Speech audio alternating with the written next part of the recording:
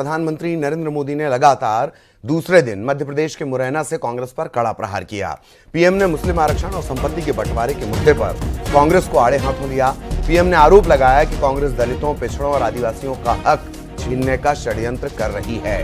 मध्य प्रदेश की ओबीसी की कई जातियों के आरक्षण को समाप्त करने की नई चाल चली जा रही है। पीएम मोदी ने दावा किया कि 19 दिसंबर 2011 को केंद्र में तब की कांग्रेस सरकार धर्म के नाम पर आरक्षण देने का एक नोट संसद में लेकर आई थी, जिसमें ओबीसी समाज के आरक्षण का एक हिस्सा काटकर मजहब के नाम पर आरक्षण देने की बात कही गई थी। साथ ही पीएम ने यह भी कहा कि कांग्रेस सरकार में आकर ओबीसी के आरक्षण को अपने विशेष चहेते वर्ग को दे देना चाहती है। कांग्रेस सरकार ने कर्नाटका में जितने भी मुस्लिम समाज के लोग हैं, उच्च वर्ग के होंगे, धनी होंगे, व्यापारी होंगे, उद्योगपति होंगे, न्यायमूर्ति होंगे, कोई भी होंगे, बस सिर्फ वो मुसलमान होना चाहिए। अगर वो मुसलमान है तो उन्होंने रातों रात एक कागज निकालकर हस्ताक्षर करके उन सबको ओबीसी घोषित कर दिया। अभी ओबीसी घोषित कर दिया तो बहुत बड़ा तूफान हो गया। यानी वहां कांग्रेस ने शिक्षा और सरकारी नौकरी में पहले जिन ओबीसी लोगों को आरक्षण मिलता था, उस ओबीसी समाज में इतने सारे नए डाल दिए कि ओबीसी समाज को जो आरक्षण मिलता था वो उनसे छीन लिया, चोरी छुपी से छीन लिया। और जो मुसलमानों को नया ओबीसी बना दिया था, गैर कानूनी तरीके से बना दिया था, संविधान के विपरीत बना दिया था, बाबा साहब आंबेडकर की भावना के विरुद्ध बना दिया था, उस मुस्लिम समाज को ओबीसी को जो मिलता था वो लूट करके उनको दे दिया। मुरैना में रैली के दौरान पीएम मोदी ने कांग्रेस पर बड़ा हमला बोला। उन्होंने कहा कि कांग्रेस आपकी विरासत पर टैक्स लगाना चाहती है। इतना ही नहीं, पीएम मोदी ने कहा कि कांग्रेस के समय में ऐसा कानून था, लेकिन राजीव गांधी ने अपनी संपत्ति बचाने के लिए कानून समाप्त कर दिया। कांग्रेस के शहजादे कह रहे हैं कि संपत्ति का एक्सरे होगा। पीएम मोदी ने कांग्रेस के घोषणा पत्र को मुस्लिम लीग की सोच का प्रतिबिंब बताया।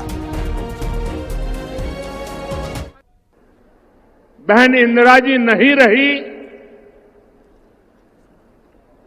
तो उनकी जो मिल्कत थी, उनकी जो प्रॉपर्टी थी, वो उनकी संतानों को मिलनी थी।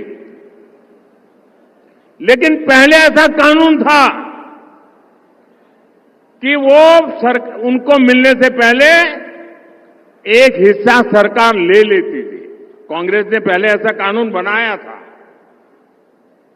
तब चर्चा थी और व्यापक रूप से चर्चा थी कि जब इंदिरा जी नहीं रही और उनके बेटे राजीव गांधी जी को ये प्रॉपर्टी मिलने की थी, लिख करके गई थी, तो अब सरकार को पैसा चला ना जाए, प्रॉपर्टी को बचाना था, तो इन्होंने क्या कर दिया, उस प्रॉपर्टी को बचाने के लिए अपनी माता इंदिरा गांधी से मिले हुए पैसों को बचाने के लिए उस समय के प्रधानमंत्री श्रीमान राजीव गांधी ने अपनी संपत्ति बचाने के लिए पहले जो इनहेरिटेंस कानून था उसको समाप्त किया और खुद के पैसे बचा लिए। सरकार में हुए विकास को भिंड, मुरैना, ग्वालियर के वो लोग और ज्यादा अनुभव कर रहे हैं जिन्होंने कांग्रेस का वो काला दौर देखा है।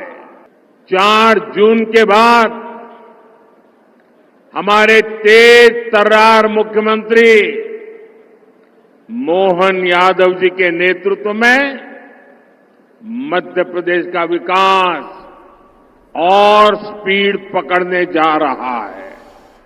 इधर गुना लोकसभा सीट पर पिता ज्योतिरादित्य सिंधिया के प्रचार में महान आर्यमन सिंधिया ने पूरी ताकत झोंक रखी है।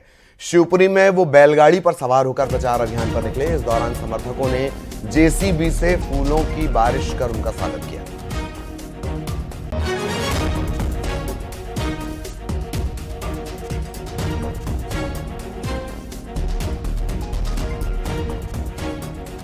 इंदौर लोकसभा सीट से भाजपा के प्रत्याशी शंकर लालवानी ने नामांकन दाखिल कर दिया है। सीएम डॉक्टर मोहन यादव नामांकन फॉर्म जमा करवाने पहुंचे।